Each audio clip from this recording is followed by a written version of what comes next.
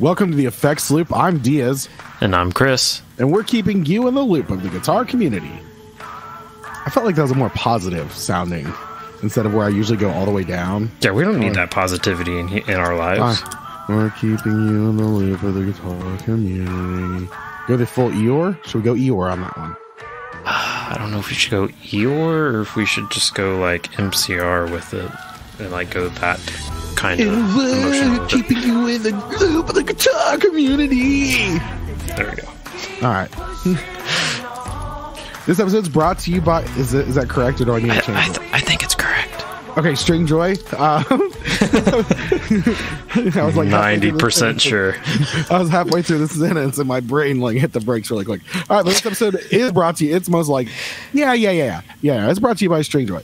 Go check out stringjoy.com. Buy some strings. Which reminds me, I need to restring my acoustic, but I'm too lazy and I've been working like insane hours. So I technically only work 5 days this week, but Sunday I had to go open my store, work for a few hours, go home, take a 2-hour nap, go back and finish closing the store. And then Monday I had to open, so I went open to close, and then I opened Monday, only had about 4 hours of sleep. I'm working, and then after being there for about 5 hours, I get a text message from my closing manager. They're not going to make it in. So I go home, I take an hour nap, I go back, I close the store again. Yeah. Restringing the guitar is not a high priority right now. Yeah, but it should be on your list. So go buy some strings and restring. Stop being lazy. Yeah. Speaking of being lazy, go to patreon.com/theeffectsloop. Give us money. You lazy bums. That's how that works. Yeah, I mean, it's as simple as that. No, but go check out patreon.com/theeffectsloop. This episode is always brought to you by listeners like you. All right, so let's go on. If you can't figure out how to spell Patreon, just go to theeffectsloop.com. Yeah. It's a hard word. Go to theeffectsloop.com, and it's got all the links for all of our cool stuff. All right, let's move on to what's new. Chris has apparently so much new stuff that he can't remember. So, Chris, why don't you go ahead? I'll be back in about 10 minutes. It's been like a solid month since I've been on here, so I don't remember what all I've gotten. I know right before we moved, I picked up a set of PV trans tube rack units from the 90s. Yeah. Are we allowed to say that word anymore? I don't know. Honestly, we'll find out if we get an explicit warning. So, they're pretty fun. I don't think I've given... Jason, I think, was the one asking for it. They're currently in storage, so it's going to be a while. Quick disclaimer: we didn't mean that in a negative way about if I'm allowed to say that word anymore. just please don't get upset. All right, I didn't mean it in any negative way. We support all peoples. Yes, we do. Yeah, if you're a people, we support you. And if you're not, attack helicopters welcome. Yeah. Fuck the seals, save the whales. All right, guys. I'll keep going, Chris. So yeah, it sounds pretty good when you can run it through a cab. So I just took my little like 5-watt amp and ran it through the effects loop, basically, just on the return. Nice product drop. Right yeah, there. Very nice product drop. Awesome. Yeah, that sounds good. It sounds very weird going direct because I think they were still getting their act together with direct back then, so I don't know. They might not have had like a quote unquote cab sim. Yeah, like it does have cab sim on it, but I don't know how good of one it is. You know, is there anything? It's part digital, right? Does it connect to the computer via USB in any sort of way? No, this is way before that. Okay, I didn't know. I was like maybe like you could like install a cat. Like I didn't know. Yeah, that would be too nice. But it's got a real tube in the preamp and motorized faders, so that's fun. All right, motorized faders makes everything better. Yeah. Or sorry, they're not faders; they're knobs. So not as fun, but still fun. Oh no! I take it back. The knobs are not. Yeah, knobs are not fun. Take it back. Faders fun, knobs not fun. But yeah, if I don't keep the original part in, we've moved back to Memphis, so we're in the process of house hunting, so that's fun. Awesome. Did you remember if you bought a guitar or not? I did not buy any new guitars. That was a conversation we had before the episode. Was he was like, "Did I buy a guitar or not?" I'm like, "Wow." No, I did buy two hard cases for traveling. So that is the extent of what I've done. Can you cats not do this while we're recording? If this was a jazz podcast, that would have sounded a lot cooler. Hey, can you cats not do that right now? So, all right. Is that all you're new? I think that's all that's new with me. So what's new with you? Okay, so I've got something that I've been like really, really, really wanting for ever since they announced it. I got the Boss Waza Airs, which is the headphones that connects via their wireless to the headphones, and you get to play, and it's a lot of fun. Like, I've always been interested. They are expensive. They're like $400. Well, that's higher than I remember them being. I don't know if they've gone up in price due to COVID stuff, but I don't know if they're exactly $400 awesome, but they are awesome. I still haven't figured out how to play along with music yet. I haven't tried that, but I've been going to like Facebook groups and like downloading people's presets, having a lot of fun with that, because people are like one guy had like 6 Metallica albums. Or it was 5 Metallica album sounds and like the Metallica clean sound, which is chorus, right? But it was. I mean, it's a lot of fun. I mean, I always tell people one of my weird favorite bands that I love that just like jam out is Metallica, just because they've got a lot of fun guitar parts. Yeah. But yeah, that, and then I got drunk and bit on a Strymon Dig and won on accident. Is this going to be the first time you've owned a Dig? Yes. I've wanted a Dig for a while. And I was really actually thinking about getting the GFI Orca, but like I said, I had a couple beers and was like, well, we'll just bid a little bit. And I ended up paying like after tax and shipping $220. So that's pretty really good. Not bad. Yeah. Not bad. It's not like flip, this is amazing deal, but it's a this is a good price to keep it at deal, which is usually where I pay. Like I pay like everyone's like, oh, that's a pretty good deal. And every once in a while I get lucky with flip stuff, but I'm never searching it out. Yeah. Yeah. I think you'll end up liking it and probably keeping it. Yeah. I mean, the good thing about, it was eBay. So I set my max and just let it do its thing. Yeah. Which is like one of the greatest things that eBay's done ever. But yeah, I think that's it for me. But yeah, right. Boss Waza Airs are there. I'm enjoying the crud out of it, especially since I got yelled at for being too loud in my apartment. Really? Mm-hmm. Yeah, the bowling team upstairs is quite upset. Wow. I guess I made them miss a shot. I don't know. But they got the 7-10 split because of me. But yeah, the lady came down. She was like, your guitar amp is just really loud. I said, okay, I'll turn it down. And she just kept talking. She's like, no, like I can hear it over my TV. I'm like, no, I got you. Like, I'll turn it down. She's like, it's just a little bit louder than I was. I'm like, oh my gosh. She had to make sure you understood. Like, we are clear. I know it's a loud amp. I didn't realize like how I didn't know if sound traveled up as easily as as it travels down, Yeah, you should have like talked about the science of that and seen Scott. Yeah, Scott.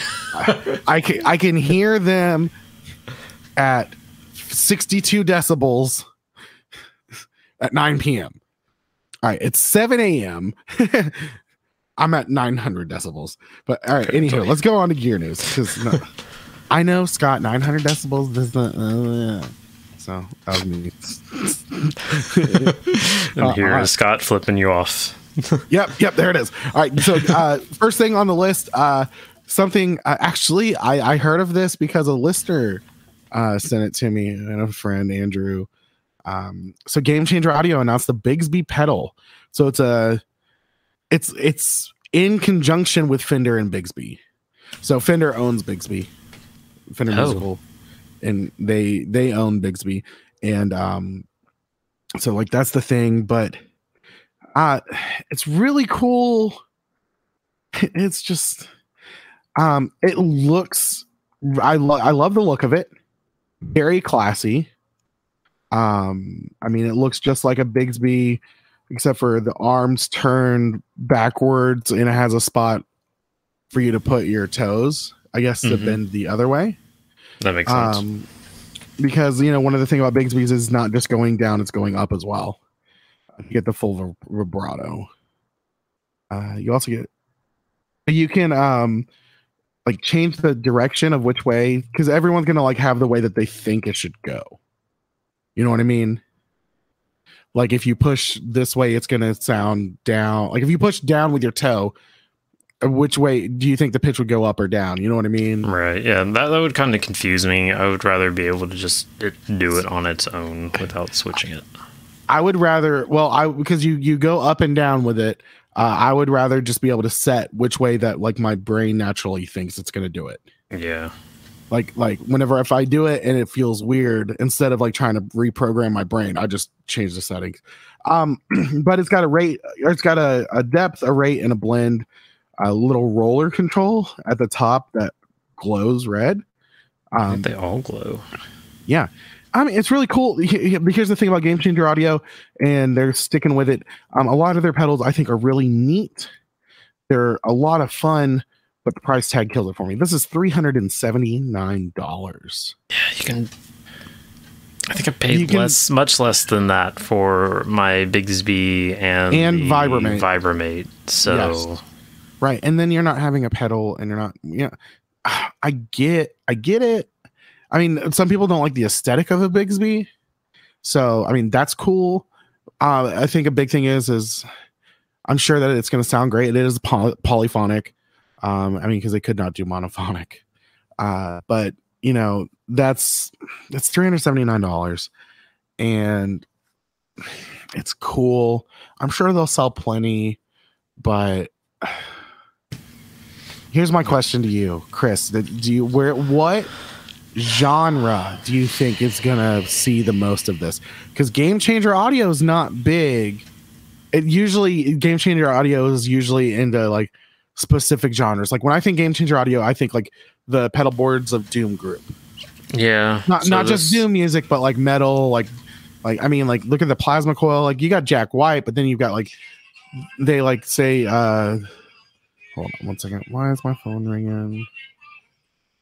My phone's way over there, so we're just gonna listen to it because I'll just talk over it. Pretty much. Ding. Wait, yeah, was that me? There it is. No, that was me. As I'm switching back from my Android to my iPhone, so my iPhone is currently charging right now. Yay! Welcome back to the iPhone world. All the cool kids are doing it. Yep. All right. Anywho, Game Changer, but usually it's kind of weird. So, do you think? I feel like this might actually leak into the P-Dubs world. Yeah, this could probably be their way in because, like you said, I don't see it on many boards. I might see people ask about a Game Changer Audio pedal here and there, but it's not even in Don't they do the sustainer pedal? group? Yes, they bought that, didn't they? Yes. Oh my God, there is everybody. Yeah, I think, or no, was that originally them? I think that might have originally been them. It was originally. It was. I don't think it was originally Game Changer Audio. I think you're right. I think it might have been the. It could have been.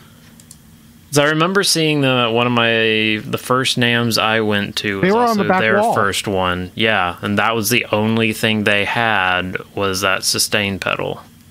Maybe their first thing, and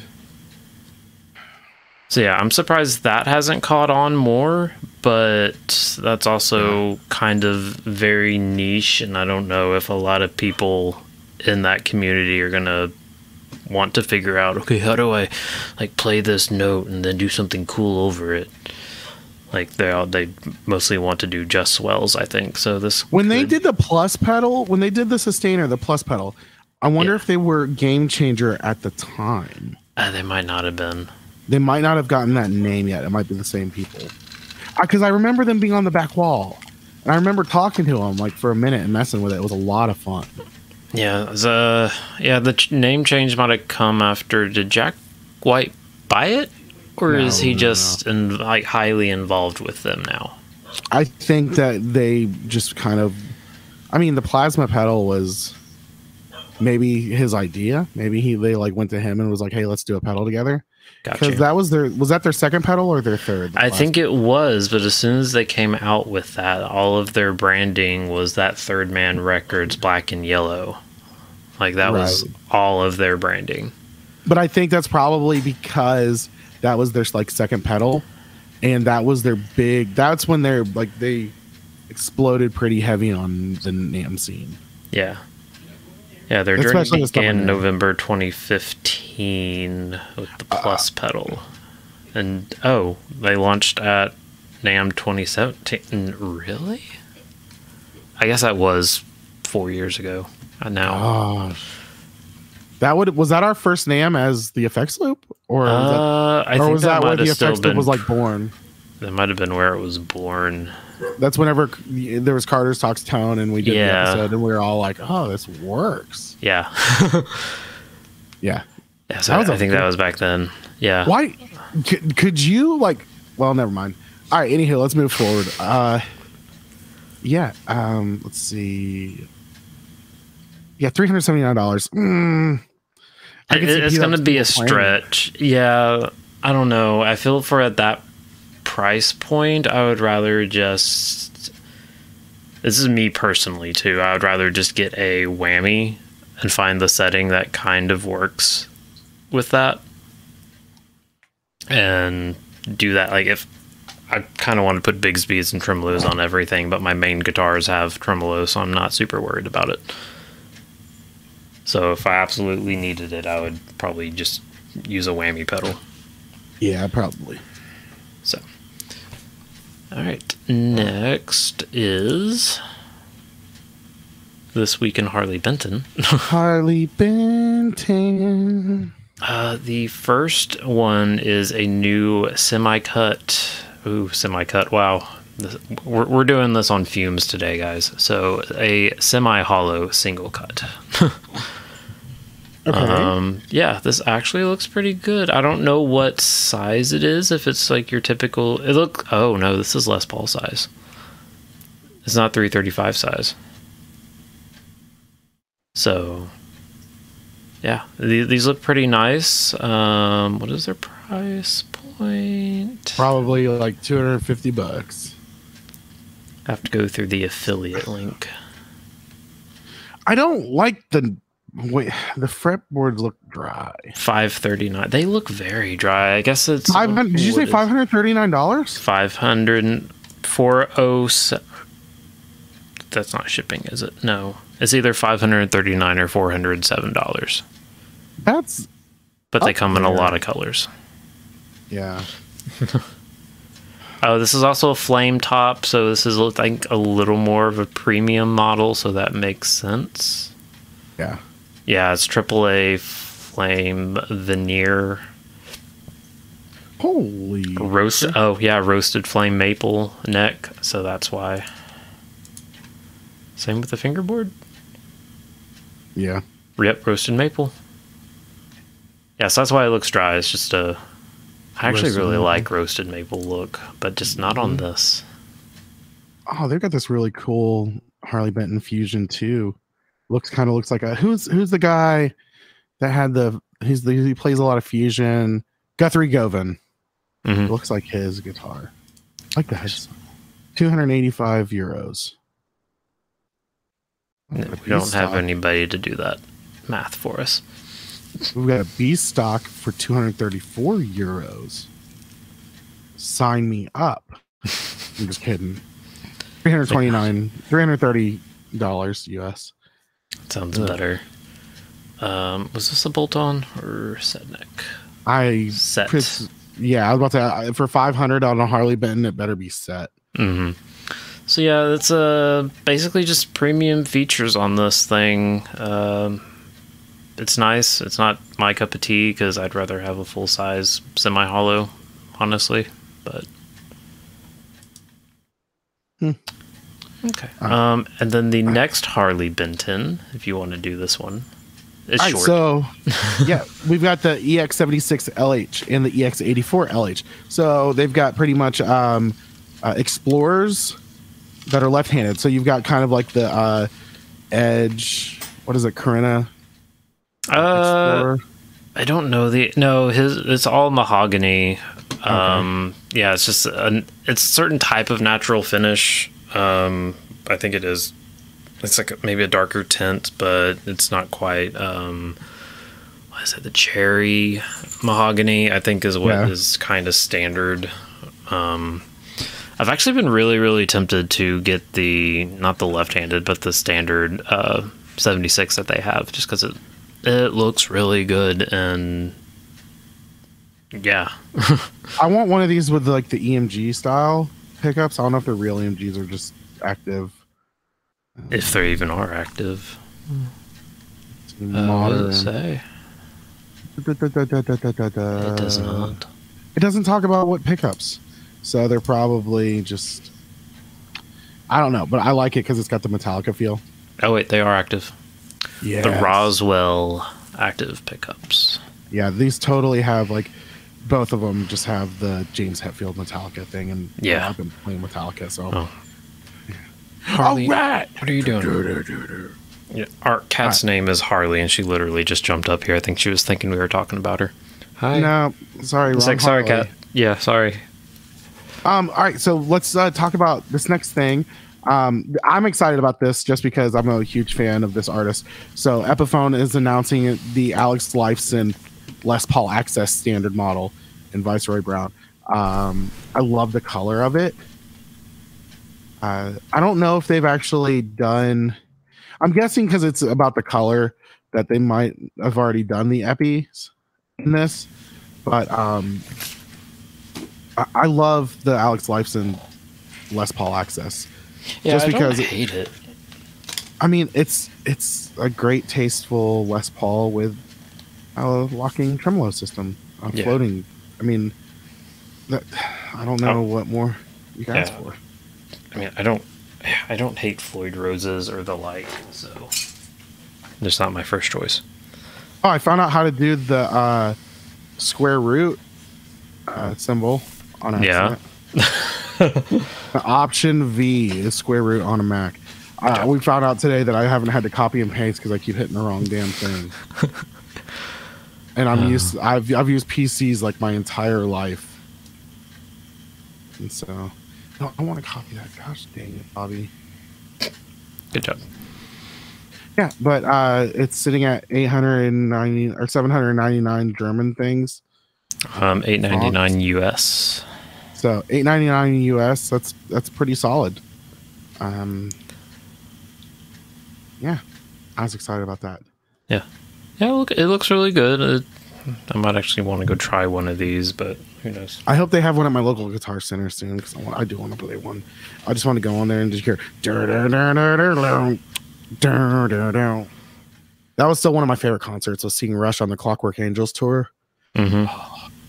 So I'm really big on anytime I'm going to go see an artist, I look at their set list from the shows before just to like kind of feel how it's going to go.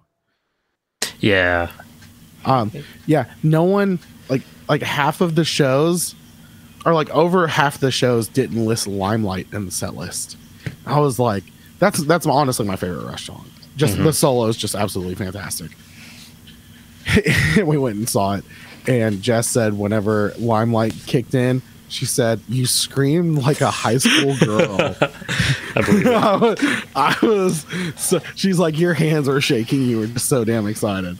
And it's so true. That was like one of the greatest moments of my life. That was like, I mean, just absolutely up there. Or like seeing Nine Inch Nails and like the beginning of The Hand That Feeds kicks in. Mm-hmm. You're just like, yes, this is gonna be awesome. All right, speaking of awesome MIDI, so ROR Guitars announced the Expressive MIDI Pro 2, which is a MIDI guitar. I think this is really neat because it's incorporating so much in this guitar. Yeah. It's got an XY pad, so you can kind of do like the Chaos pad thing. it's got an actual digital display on the top horn for you to see that's tastefully put in. And there's a bunch of MIDI controlled button, like you could do presets, cool stuff like that. I think one of the big things is after watching like Matt Bellamy and seeing what he can do with a guitar and incorporate into an actual guitar, I think this is really cool. Because a lot of the stuff, like they had the what was the wing commander thing or whatever that you attach to the bottom of your guitar or whatever. Like there's like stuff like that, but this is actually like built in.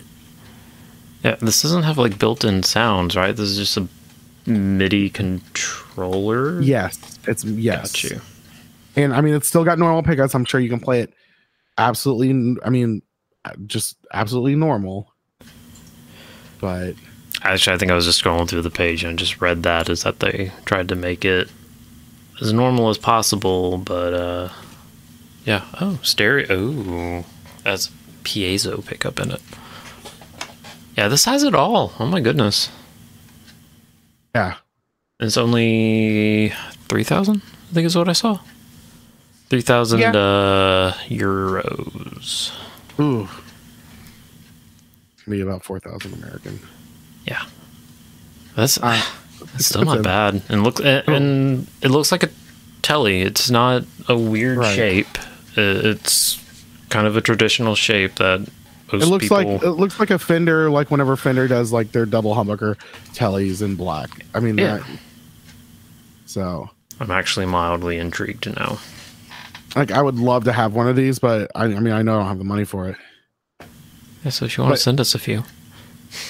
Yeah. There's what's this guy's name? He's the guy with the weird accent. Paul David. He does a really great video on it. You should check it out. Okay. Oh, so that's all. All right. So one of the hardest things right now for us is to come up with topics. So luckily in our Patreon chat, we got people who give us topics. You can also email theeffectsloop@gmail.com if you'd love to give us topics to talk about, because we're running out of ideas. People. Yeah, someone will screen your call, and yeah, that's right. And then we might talk about it. That's it. All right. So Chris has a list of topics, and I know that some of them are going to be short ones, so we'll just have let me scroll up to the top. We'll skip that one. Desert Island gear picks. Let's keep it to 3 pedals, a guitar, and an amp. 3 pedals, 1 guitar, 1 amp. Okay. Are we allowing for digital amps? Like profilers and stuff like that? Actually, no. We won't do that. You have to go all analog. We'll do it. It has to be, it has to be an analog amp. All right. If I'm going to get an amp, the 2 Rock John Mayer signature. Okay. Guitar. I'm gonna do. Honestly, I might do my MJT. The Strat with a humbucker in it. I actually put it in the group. Yeah, we'll come to that one. oh, is that going to be a topic? Yeah, we'll come to that one. Okay. 3 pedals. So Strymon Flint for reverb and tremolo. Okay.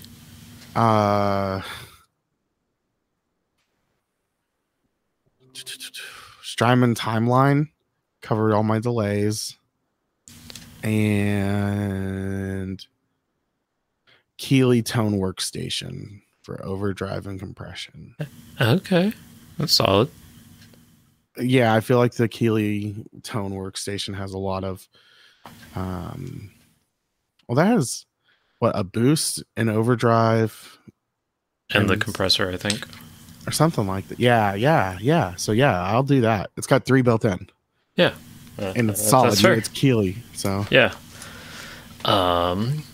So I think for me it'd probably be my Fender JA90. Okay. Jamaican signature. Yep.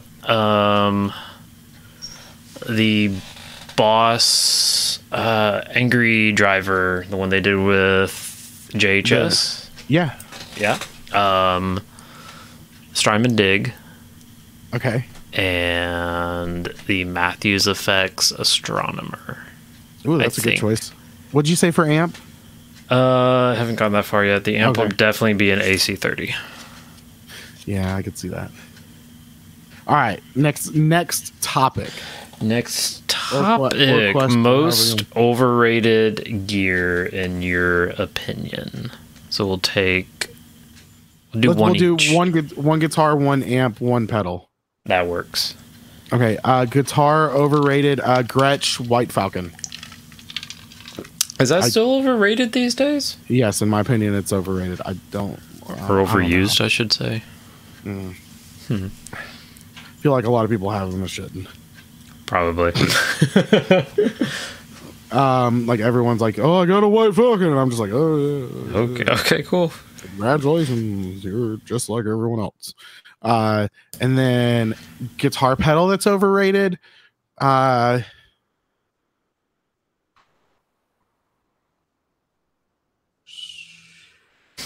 Strymon Big Sky.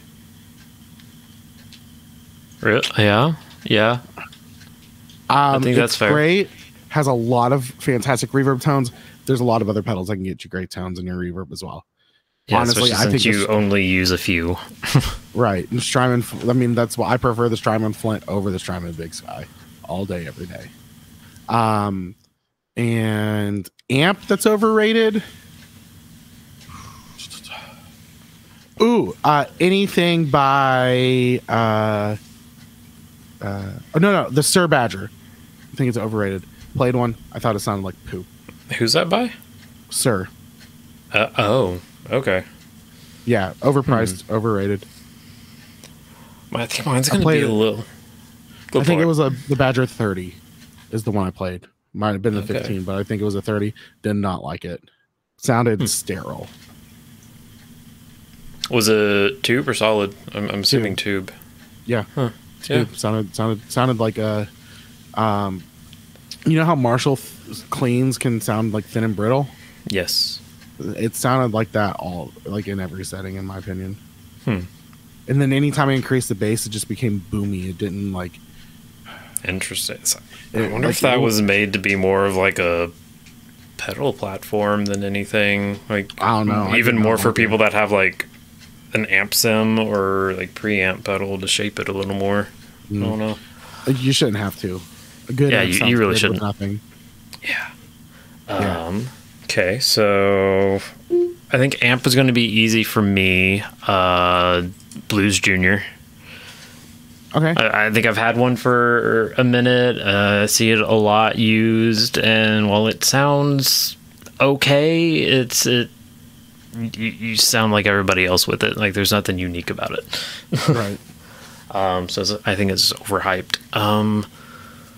Pedal. Ooh.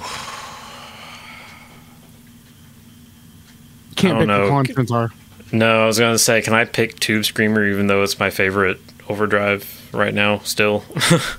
Yeah, sure. Yeah, it's like it's again one of those things that everybody uses, but everybody still uses it different. I feel like different enough that, but it's still, you see everybody be like, what's the best Tube Screamer clone, or like much more than clones. Like, I believe it or not, my favorite Tube Screamer clone is by Delta Lab. Really? Their tube driver. Yeah. Tube overdrive. I think it's the tube driver. Yeah, I bought it for like $10 and I absolutely love it. Oh, nice. Yeah, I got a custom, I think it's a TS9 though. I don't think it's an 808, but it's by a custom builder from Nashville. Yeah, it's good, but that doesn't mean it can't be overrated. Guitar, I don't know. I might have to go with just any kind of Gretsch, anything. Almost, like, I love the sound. I love how they feel, but I don't know. Like, especially once you get into their mid-range stuff, it's kind of meh. But everybody like wants it because you're not buying much into the actual sound, because you're just getting, or at least when I had one, they still had the standard humbuckers in them. They just looked like Trons, so it wasn't much different, even though at the time everybody wanted those. So, what else do we have? Don't tell me you just reset on my list. Yes, you did. Oh, damn bummer. it. Hey, don't do that on the podcast. Wait. Let's do the. Sorry, let's sorry, do the. sorry. I'm sorry. How dare you? my Bible belt came out. I got spanked with it. Oh, my bad.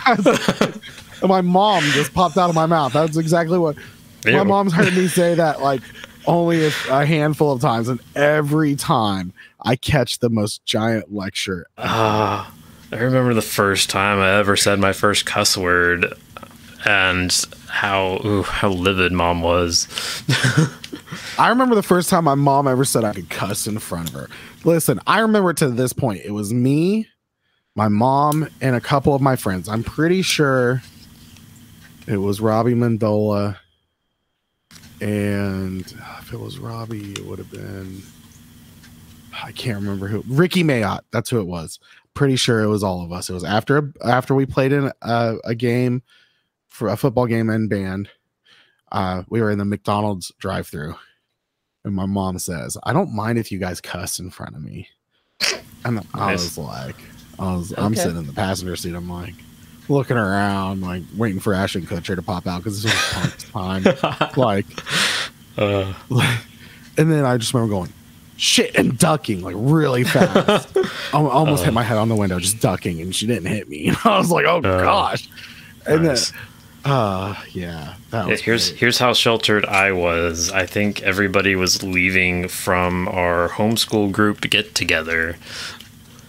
Yeah, that was my life. And I don't even know where I heard it at this point, but I think I just said, I'm going to kick your ass to somebody. And yeah, like the mom I said it to or the mom kid, something. Yeah, the mom you're kicking Billy's mom's ass. Yeah, so woman. Yeah, like she got mad, she went and got my mom, and yeah, like that was that. And that was the first time I ever did it, and I think that was the last time until I hit, I don't know, high school maybe, but definitely college. So yeah. Oh, I cussed. Oh my gosh. Yeah, that was how sheltered of a life I had. My mom and I send a thing every year. It's for Christmas. It's a little kid that says, "Merry Christmas, motherfucker." Like, wow, we're the opposite. Okay. Yeah, I didn't have my first alcohol until I was like 25. The way you just said that was so homeschooled. I didn't have my first alcohol. I didn't have my first alcohol. Oh my God. We're watching Desperate Housewives, and one episode they said, it's like, do you have a problem with the alcohol? And I busted out laughing, and my wife looks at me and like, are you okay? I'm like, it's just the fact that they said the alcohol. Like, this is a completely somber time, but still. Okay, so I remember my mom going full middle-aged white woman on me one time. Oh Lord. Like Jess and I were fighting, and she called my mom. And my mom ended up talking to me and everything. And she's like, and me and Jess are both standing there, my mom on the phone. And she goes, and Jake, she calls me Jake. That's my family nickname. I have a cousin, Jonathan. We're right around the same age too. And anytime we were at functions, it always got confusing. You'd yell Jonathan and you'd see two of us run up. And so they're like, all right, you're the youngest. I'm like maybe 2 years younger than him. They're like, all right, you're the youngest. You got to change your name. They're like, pick a name. And I was like, Jake the Snake. They're like, all right, whatever. And it's stuck. Even to this day, my brother will call me and he'll be like, what's up, Jake? Like, it's I don't know. But yeah, my mom gets on the phone. She goes, Jake, you need to lay off the marijuana. The marijuana. No. Yeah. No, she said the marijuanas. And I was just like, oh no. That's like saying going to the Kroger's. She's like, you need to lay off the marijuanas. And at that point, the fight between Jess and I had ended. Because we then united in laughter. I love it. But it was great. All right. What's the next topic category? We'll let you get your rage out on why strats with humbuckers are best. Yeah. Fuck you all. Well, not all of you. Just all right. So, just the purists. Just the cork sniffers. All right. So, one thing I noticed, I don't know. I was sitting around. I was playing with the Waza Air, and I was doing I was learning Jamie's Crying from Van Halen because I downloaded a Brown Sound profile thing. Nice. And so I was playing around, I was messing with some Van Halen stuff, and I was like, I said it's so weird how much humbucker HSS strats get shit on, or just any strat with a humbucker in it in general. And I was like, one of the top tones that people search for is literally that. I mean, here's the thing. If you think about it, I mean, the Van Halen strat, the Frankenstein, is legitimately a strat. The neck is a strat neck. And that man played, like, he played fast, he did tapping, he did all this stuff, this, you know, like these heavy sounds and stuff with that, literally just a humbucker and a strat. I mean, because we all know that's the only pickup he used was a humbucker pickup. Yeah. Well, on the Frankenstrat, you know, he used neck pickups later on, but from, you know, early on, a lot of the stuff he used was just a humbucker in the bridge. And it's just insane that people crap on it when you think of when I was going through these lists of different like artists that people have made that, you know, you sound like, I don't know how many times there was Van Halen stuff. So yeah, if you don't like a humbucker and a strat, frig off. So here's the follow-up question. Is that worse to some people than a humbucker and a Telecaster? I think a humbucker and a Telecaster is worse because it's not, because like I can make the argument with Eddie Van Halen, like not a whole lot of people are putting humbuckers and Telecasters, and like famous people, you know. That's fair. Yeah, because you're always expecting that twang, I guess. Right. And I mean, the one I will argue isn't even like, if you think of a humbucker and a Telecaster, you think of it in the bridge. I would have to say that what's his old ass name? Keith Richards, humbucker in the neck. I don't know if it's a mini humbucker or what it is, but I mean, he's got the humbucker in the neck. Yes, that's fair. That's kind of what you see with more famous people, is that custom layout, the single humbucker. Yeah. I think that's the big thing, is you see like the single in the bridge, humbucker in the neck. Because I mean, but I love the sound of the neck on a Telecaster. I love that lipstick pickup.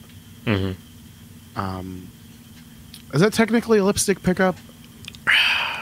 Or is lipstick pickup more referring to the Dan Electro? I think when most people say the lipstick pickup, they mean the Dan Electro style. All right, so I take that back. I will not speak ignorantly. How dare you? All right. So, what is a popular configuration or setup that gets crapped on that you think is actually phenomenal? Yours is quite easy, actually. I crap on it all the time. The P90s. Anything with P90s in it, yeah. Like, I've still been like... It's funny that we're talking about strats, because there's the Vintage brand.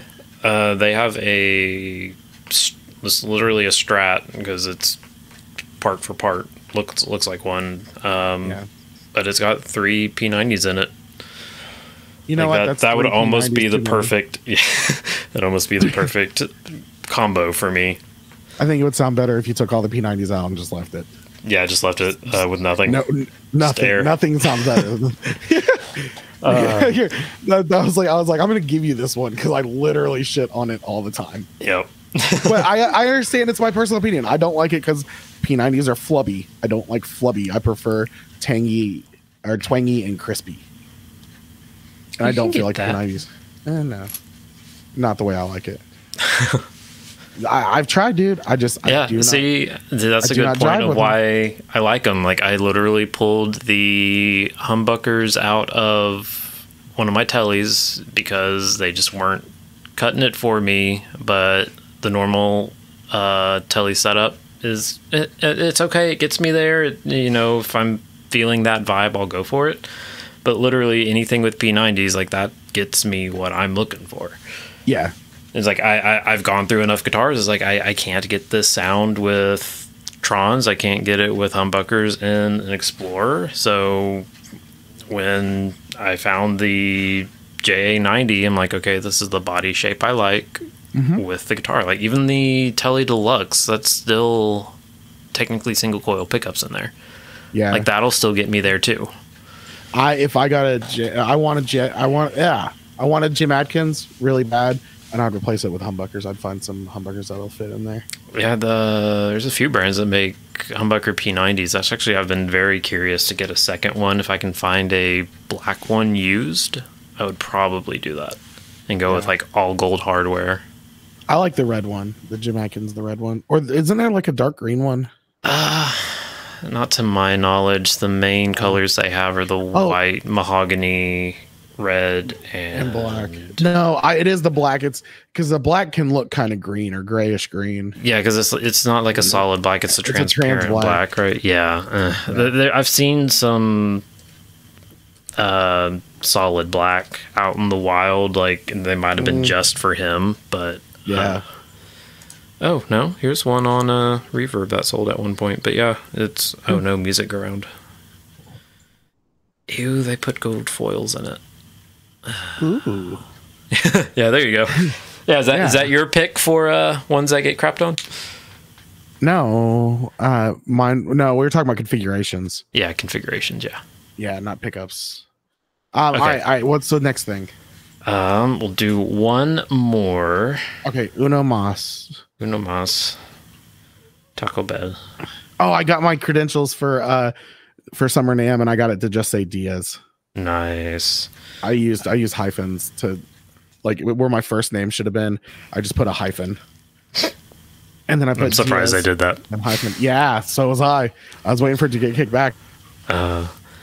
Okay, we're gonna skip the why relic guitars are stupid, and you can do that off air. Okay. Go fuck yourself, Will. Didn't even have to say who it was. I didn't even look. I have not even looked at this list. I knew it was Will. All right, I think this one is kind of interesting. This will be as we wrap up on this one. I'll read this word for word. Led Zeppelin is like the best rhythm section in the world. I think he might actually, Actually, I might follow up with that. I think you might be right. But why do you think that? He's not the greatest rhythm section. It's not the greatest rhythm section in the world. They might be one of the tightest for sure. No. I think the reason that it worked was because John Paul Jones could follow John Bonham pretty well. Because you got to understand, John Bonham was an amazing drummer. But he was not a tight and technical drummer. No. And when I think best rhythm sections in the world, I think something tight and technical. Tool. Okay. I can't remember the bassist name or the drummer's name. But Tool has a phenomenal rhythm section. The best rhythm section in the world, though, if we're going to talk about that, would be the Wrecking Crew. I don't think I've heard of them before. The Wrecking Crew, there's a documentary about the Wrecking Crew. It was a group of studio musicians that are on more #1 albums than any other group of studio musicians. Carol Kay was a prominent member of them. Who's the guy who does Rhinestone Cowboy? Oof. Isn't that Terry Lee Bolton? Just kidding. No. Why can't I remember his name? Let's go Rhinestone Cowboy. Glenn Campbell. Glenn Campbell played guitar. Yes. In the Wrecking Crew. He was part of the Wrecking Crew. So it's not like it was a band. It was just a group of musicians that were close together, and they were very tight. Let's see. They did Mission Impossible theme. They did. Yeah. Okay. Prime example of how they're one of the tightest. Good Vibrations by the Beach Boys. They are the musicians on that song. Really? Yes. That was not the Beach Boys who played on that album. That was the Wrecking Crew. So false. Who was it originally? Who did they say it was? Led Zeppelin. Yeah. Fantastic. But yeah. Would you say top 5? Top 10. Top 10. Oh, okay. Yeah, because I think you've already like named 5 already. I feel like. Yeah, I mean, and the big thing is like I'm not taking away from Led Zeppelin. I think that they're phenomenal, but I feel like there are definitely a lot tighter rhythm sections. So follow-up question. Okay. Have you heard better drum tones than John Bonham? Yes. Okay. Some of my favorite drum tones would have to be out of Sound City studios. Okay. Watching the Sound City documentary and hearing some of the listening to some of the albums that have been recorded in there, those have some of the best. Has produced some of the best drum tones in my opinion. Now, I have to check John Bonham's drum tones definitely in the top 5. Oh yeah, that's for sure. So, and I don't want to, like, I'm not knocking Led Zeppelin at all. I love Led Zeppelin. One of my favorite things that I ever did was me and my brother did Moby Dick for our high school talent show. So that, like, I love Led Zeppelin. How long is that drum solo again? We did Moby Dick, and we also did a few other songs. Like we did Thunderstruck, Moby Dick. I think I slipped Kashmir in there. Nice. We did a lot of cool stuff. It was we did kind of like a little melody of like songs that we enjoyed playing. So pretty much like it was one of those things where like they needed more people to do the talent show. I'm from a very small town. Like graduating class was probably just barely upwards of 100. That's still bigger than mine. Yeah. Well, my town is literally 4.98 square miles. My high school is for the like almost the entire east side of our county. Wow. It used to be just the county high school. Like that's how small the town. Yeah, 4.98 square miles. We used to, until my high school year, we had to drive to the city next to us to find a Taco Bell. Oh wow. Yeah. Or we had to drive to the city next to us to go to a super Walmart. Our Walmart didn't have groceries. Yeah, that's really outdated. Yeah. All right. So what was the question? I think that was it. So do you agree with that statement? Yeah, I might put them in my top 5 though. I will say because it's not super technical, like especially as I've been getting more into like Blink 182's, especially more recent catalog. I think we were talking about that too. Like somebody was like, "Oh, that was you that said only listen to it up until self-titled." Yes, but yeah. I've been getting more into I don't do neighborhoods or beyond. Yeah, I've actually really started liking those more. I don't know what it is. I don't think it's anything. Well, you also like Angels in Airwave. Yeah, so like maybe Tom's more matured stuff is what I like, which is why I'm not a huge fan of him in Blink, but I don't even remember the new guy's name. That's in there, but yeah, I feel like just what's their drummer's name? Travis Barker. Travis Barker. Yeah. I've really been kind of enjoying his like drumming style a lot more, listening to it lately, and just all the stuff he's been doing, like during lockdown. Right. It's just interesting to watch. Yeah. So. I wouldn't. I think the problem is when I think rhythm section though, I'm thinking it has to be bass and drums. Yeah, I was thinking that too. And that's the thing about Blink 182. Like Travis is phenomenal. Mark on bass is really good, but I don't think that they're.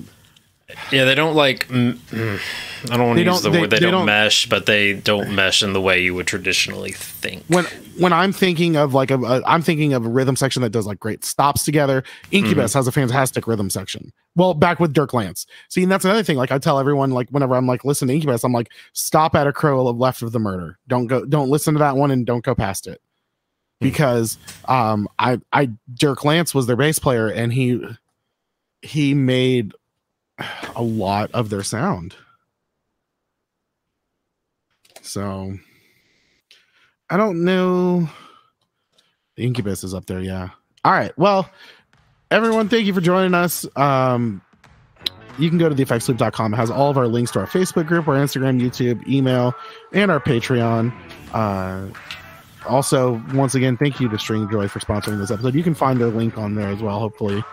Why is there Peekaboo Man Bun? What is that? I think you actually still need to send me that again so I can add it. What, Peekaboo Man Bun? No, the link for Stringjoy. Oh, yeah. Oh, yeah, we have an affiliate link. Whoops. Yeah. Someone's dropping the ball. Yeah, so that'll be on the website at some point. Some point. Can't guarantee soon. When. Hopefully less than 9 months. Hopefully, yeah. It's not a demo. Calm down. All right. Anywho, all right. So thanks for joining us, guys. For the Effects Loop, I'm Diaz, and I'm Chris, and we will talk to you guys next week. Bye. Bye.